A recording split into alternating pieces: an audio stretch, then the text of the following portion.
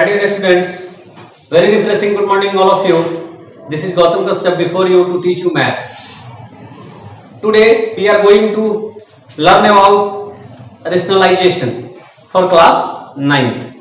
मेरे प्यारे बच्चों, आज सब हम रेशनलाइजेशन पढ़ेंगे कि कैसे रेशनलाइजेशन किया जाता है जो क्लास 9th के लिए है। एक बात जो थोड़ा सा ध्यान देना है, सबसे पहले यह जानना है कि रेशनलाइजेशन क्या होता है और इसकी जरूरत क्यों पड़ती है। तो कभी कभी आप देखते हैं कि कोई फ्रैक्शन दिया होता है और उस फ्रैक्शन में होता क्या है कि उसका डिनोमिनेटर इरेशनल टर्म्स के साथ होता है, इरेशनल टर्म्स के साथ होता है। तो कभी कभी क्या होता है, हमको उसको इरेशनल फ्री करना होता है, यानी कि वहां पे सिर्फ डिनोमिनेटर जो है इरेशनल फ्री हो जाए। इसके लिए हमको क्या करना पड़ता है, रेशनलाइजेशन करना पड़ता है। तो आइए रेशनलाइजेशन कैसे करते हैं, क्या क्या फैक्टर्स हैं, किन किन बातों का ध्यान रखा जाता है, उसको हम लोग यहाँ पे डिस्कस करते हैं। सबसे पहले जानते हैं कि रेशनलाइजेशन क्या होता है। तो आइए, rationalisation is a process, rationalisation is a Rationalization is a process by which radicals in the denominator of a fraction is eliminated and denominator becomes irrational free। इसको थोड़ा सा समझिए, फिर से हम कह रहे हैं कि एक ऐसा प्रोसेस है, एक ऐसी प्रक्रिया है जिसमें किसी भी फ्रैक्शन का जो डिनोमिनेटर होता है, जिसमें इरेशनल पार्ट्स होते हैं, रेडिकल्स होते हैं, जैसे रूट के अंदर कुछ चीजें होती हैं जो परफेक्ट स्क्वायर या परफेक्ट क्यूब नहीं होता है, जिसको आप बाहर नहीं निकाल सकते हैं, उसको हम लोग क्या करते हैं कि एक सुइटेबल आइडेंटिटी से मल्टीप्लाई करके उसको इरेशनल फ्री कर देते हैं।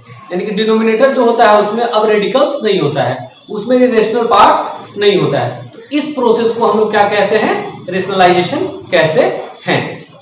फिर से एक बार ध्यान दे दीजिएगा कि rationalisation is a process by which radicals in the denominator of a fraction is eliminated, यानी कि उसको हटा दिया जाता है, eliminate किया जाता है, and denominator becomes irrational free, और denominator तब जाकर के क्या हो जाता है, irrational free हो जाता है। अभी जस्ट मैंने एक सुइटेबल आइडेंटिटी, सुइटेबल टर्म को डिस्कस किया। तो सुइटेबल टर्म क्या होता है, वही सुइटेबल टर्म को जो है हम लोग नीचे रेशनलाइजिंग फैक्टर बोलते हैं, आरएफ बोला जाता है, रेशनलाइजिंग फैक्टर बोला जाता है। वो रेशनलाइजिंग फैक्टर क्या होता है उसको जानना है। तो वह रेशनलाइजिंग फैक्टर जो होता है कि ऐसा टर्म जिससे अगर डिनोमिनेटर को हम मल्टीप्लाई करते हैं तो इट बिकम्स इरेशनल फ्री, जिसे मल्टीप्लाई करने पर जो है इरेशनल रेडिकल से वो खत्म होकर के रेशनल फॉर्म में आ जाता है। उसको हम लोग आरएफ बोलते हैं, रेशनलाइजेशन फैक्टर या रेशनलाइजिंग फैक्टर बोलते हैं। तो आइए, rationalising factor is a term with which, एक ऐसा टर्म होता है जिसके साथ irrational numbers gives a rational number, irrational number एक रेशनल नंबर देता है, कब, जब उसके साथ उसको मल्टीप्लाई किया जाता है तब दिया जाता है। तो अभी हम लोगों ने रेशनलाइजेशन क्या होता है उसको जाना, रेशनलाइजिंग फैक्टर क्या होता है उसको जाना। रेशनलाइजिंग फैक्टर को थोड़ा सा आप ऐसे ध्यान दें, एज एग्जांपल यहाँ पे थोड़ा सा समझने का प्रयास करेंगे। 1/√2 है, 1/√2 है। यहाँ पे डिनोमिनेटर क्या है, √2 है, डिनोमिनेटर हम लोगों का क्या है, √2 है। तो हमको ध्यान में लगाना है कि इसमें किससे मल्टीप्लाई करेंगे ये रूट के बाहर आ जाए। तो ऑब्वियसली कई बार बताया गया हुआ है कि रूट के अंदर जब दो सेम नंबर होता है तो उसके बदला में एक क्या आता है, बाहर आ जाता है। तो ऑब्वियसली क्या है कि अगर √2 है तो आपको √2 से करना पड़ेगा। और यह क्या कहते हैं, फ्रैक्शन का यह रूल होता है कि आप अगर डिनोमिनेटर में मल्टीप्लाई कर रहे हैं तो उसके वैल्यू में कोई चेंजिंग नहीं होने के लिए आपको न्यूमरेटर में भी करना पड़ेगा। तो √2 से आप इधर भी कर लें, √2 से आप इधर भी कर लें, तो क्या हो गया, √2 में 1 से करेंगे तो √2 हो गया, और √2 और √2 क्या बना लेगा, 2 बना लेगा। तो आप यहाँ क्या देख पा रहे हैं, यहाँ पे आपका क्या था, इरेशनल था, यहाँ पे क्या आ गया, रेशनल आ गया। तो यही वह प्रोसेस है, इस पूरे प्रोसेस को रेशनलाइजेशन बोलेंगे, इस पूरे प्रोसेस को रेशनलाइजेशन बोलेंगे। और यह जो √2 जो आ गया इसको आरएफ बोलेंगे, रेशनलाइजिंग फैक्टर बोलेंगे, रेशनलाइजिंग फैक्टर बोलेंगे इस पूरे प्रोसेस को रेशनलाइजेशन। क्यों? क्योंकि जो डिनोमिनेटर था वह इरेशनल फ्री हो गया, इट बिकम्स रेशनल हो गया। और यह जिसने ऐसा किया, जिसके द्वारा यह संभव हो पाया, √2 वह क्या हो गया, RF हो गया, रेशनलाइजेशन फैक्टर हो गया। अब कुछ रिजल्ट्स को हम डिस्कस करते हैं यहाँ पे, फिर उसके बाद आगे बताते हैं आपको कि क्या क्या है। तो आइए कुछ पैटर्न्स हैं उसको हम लोग देखते हैं और ध्यान देते हैं कि क्या है। A and B real number से दो, पूरे रियल नंबर सिस्टम से दो नंबर रियल नंबर हमने लिया A और B, और इससे कुछ क्या कहते हैं पैटर्न्स, उसको ध्यान देंगे। आप इसको थोड़ा सा यहाँ पे समझने की जरूरत है। अगर कभी भी ऐसा √A और इसके अंदर ही √B है, तो इसको आप लोग ऐसे लिख सकते हैं, √A इंटू √B लिखा जा सकता है, ऐसे हो सकता है।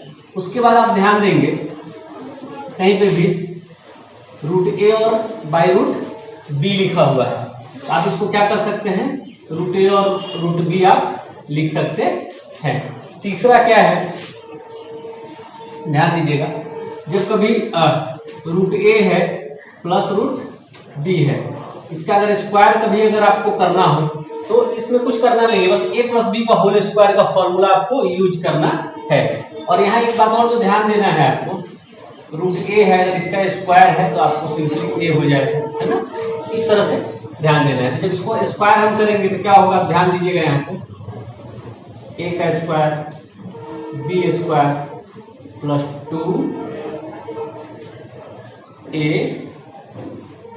B, A plus B plus 2√AB, क्योंकि मैंने बताया है कि जब स्क्वायर होगा तो पूरा रूट ले लेता है, यहाँ पे भी यह हो गया, ऐसे हो जाएगा।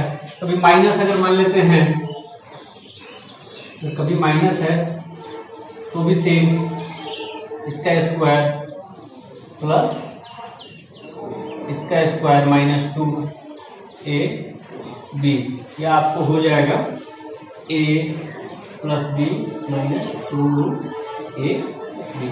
तो यह सब कुछ रिजल्ट है। इसके अलावा ध्यान देंगे कभी कभी ऐसा होता है,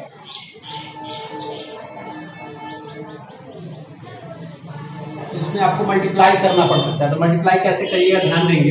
पहले इसको लेना है, इससे इसको करेंगे आप, तो √A √C, फिर इससे आपको इसको करना है, √A √D, फिर आपको इसको लेना है, इससे फिर इसको करना है आपको, तो √B इंटू √C, फिर इससे इसको करना है, √B √D, क्या हो जाएगा, AC AD BC D। यह रिजल्ट है हम लोगों का, यह सब रिजल्ट है। फिर से एक बार देख लीजिए, जब ऐसा अगर रूट में एक साथ हो तो अलग अलग आप लिख सकते हैं, जब एक साथ अगर रूट में हो तो आप ऊपर नीचे न्यूमरेटर डिनोमिनेटर में चेंज कर सकते हैं। तो A प्लस बी का होल स्क्वायर है, इस रूप में दिया हुआ है, इसको A प्लस बी का होल स्क्वायर फॉर्मूला अप्लाई करके आप इस रूप में इसको ले आ सकते हैं। माइनस हो तो ऐसे हो, जब दो अलग अलग चीजें हो तो उसको ऐसे मल्टीप्लाई कर सकते हैं। इन सब चीजों की जरूरत आपको रेशनलाइजेशन करने में पड़ेगी, इसलिए इस रिजल्ट को मैंने बताया है। आइए अब ध्यान देंगे रेशनलाइजिंग फैक्टर्स कैसा कैसा होता है, कैसा होना चाहिए, उसको थोड़ा सा डिटेल करते हैं। आपको पता ही होगा लेकिन ध्यान देंगे, अगर √A है तो आपको √A से ही मल्टीप्लाई करके यह क्या होगा, इरेशनल फ्री होगा। कभी कभी आप देखते हैं √A प्लस अगर B है, यहाँ बीच में अगर पॉजिटिव साइन है तो आपको निगेटिव लेना पड़ेगा। क्या करना पड़ेगा, निगेटिव लेना पड़ेगा। कभी कभी क्या है, आप दोनों देखते हैं रूट में और निगेटिव है, तो अब आपको क्या करना पड़ेगा, पॉजिटिव लेना पड़ता है। तो यह सब RF है जो आपको डिनोमिनेटर को इरेशनल से रेशनल लाने में आपकी मदद करेगा। तो यह सब क्या होता है, रेशनलाइजेशन फैक्टर होता है, इस तरह का होता है। अब आइए ध्यान देंगे कुछ कुछ एग्जांपल्स के द्वारा हम आपको समझाने का प्रयास करते हैं। जैसे यहाँ पे देख लीजिए 1/2 माइनस √3, यह कोई एक क्वेश्चन दिया और कह रहा है कि आपको रेशनलाइज करने के लिए। तो मैंने एक बात बताया था आपको कि रेशनलाइजेशन करने के लिए आरएफ की जरूरत होती है, रेशनलाइजिंग फैक्टर की जरूरत होती है। और वो रेशनलाइजिंग फैक्टर किस तरह का हो सकता है, यहाँ है, यहाँ है, यहाँ है, और भी डिफरेंट टाइप के होते होंगे, तो इनको ध्यान में रखना है। और मैंने कहा था कि जब आप जो रेशनलाइजिंग फैक्टर आरएफ जो लेते हैं उससे आपको न्यूमरेटर और डिनोमिनेटर दोनों में मल्टीप्लाई करना पड़ता है। तो आइए इसका क्या हो जाएगा रेशनलाइजिंग फैक्टर, थोड़ा सा इधर हम लोग अपने मन में करेंगे। यहाँ क्या है 2 माइनस रूट 3 है, मैंने कहा कि जो बीच का साइन होता है उसको हम चेंज कर देंगे तो 2 प्लस रूट 3 हो गया। तो आइए अब इससे ऊपर नीचे दोनों में मल्टीप्लाई करते हैं, 2 माइनस रूट 3 हो गया, यहाँ पे 2 प्लस रूट 3, नीचे 2 प्लस रूट 3 हो गया।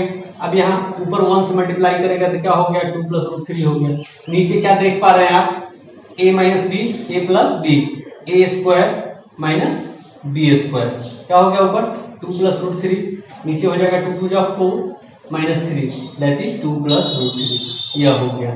तो यह एक रेशनलाइजेशन का वे होता है। यहाँ पे ये पूरे प्रोसेस को रेशनलाइजेशन बोलेंगे और यह जो हो गया वह आरएफ हो गया, क्या हो गया आरएफ हो गया। तो यह एक तरह का क्वेश्चन है। फिर दूसरा क्वेश्चन आइए ध्यान, आइए इस एग्जांपल के द्वारा हम फिर से एक बार थोड़ा सा क्लियर करने का प्रयास करते हैं, इसको रेशनलाइज करना है। तो सबसे पहले हमको थोड़ा सा यहाँ साइड पे ध्यान देंगे आप कि आपका डिनोमिनेटर क्या है, तो 7 प्लस 3 रूट 2 है।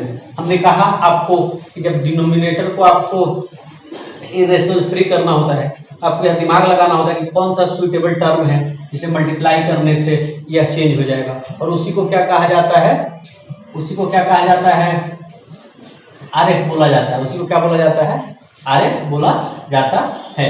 ध्यान देंगे, इसको मल्टीप्लाई करिए आप, इसका आरएफ क्या हो जाएगा माइनस 3 रूट 2 हो जाएगा। तो 7 माइनस 3 रूट 2 से आपको ऊपर भी मल्टीप्लाई करना है, 7 माइनस 3 रूट 2 से आपको नीचे भी मल्टीप्लाई करना है।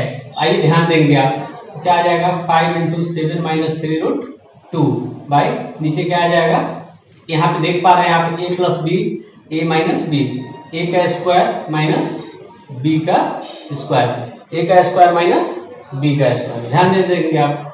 तो 5 इंटू 7 माइनस 3 रूट 2 हो जाएगा, नीचे 7 7 या 49 माइनस, यहाँ पे थोड़ा सा इसका स्क्वायर है, इसको थोड़ा सा ऐसे समझ सकते हैं आप, अगर परेशानी हो रही है समझने में तो 3 रूट 2 का स्क्वायर है, आप इसको 2 बार मल्टीप्लाई करें, 3 रूट 2 हो गया, 3 3 या 9 और रूट 2 क्या बना लेगा 2 बना लेगा, 9 2 या 18 हो जाएगा।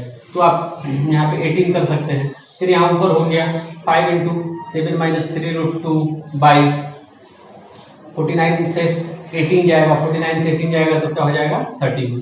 तो हमारा डिनोमिनेटर जो है इरेशनल फ्री हो गया, इसलिए हम इसको कह सकते हैं कि यह क्या हो गया रेशनलाइज हो गया। तो यह रेशनलाइजेशन है हम लोगों का। आप लोगों को एक्सरसाइज 1.5 बनाना है, क्या कहते हैं एनसीईआरटी से, फिर उसके बाद जो है डिफरेंट टाइप ऑफ प्रॉब्लम्स है रेशनलाइजेशन का, इसके बाद उसको सॉल्व करेंगे। फिर थोड़ा सा एक छोटा सा क्लास और इसके लिए लिया जाएगा, तब तक के लिए bye, take care, do exercise 1.5।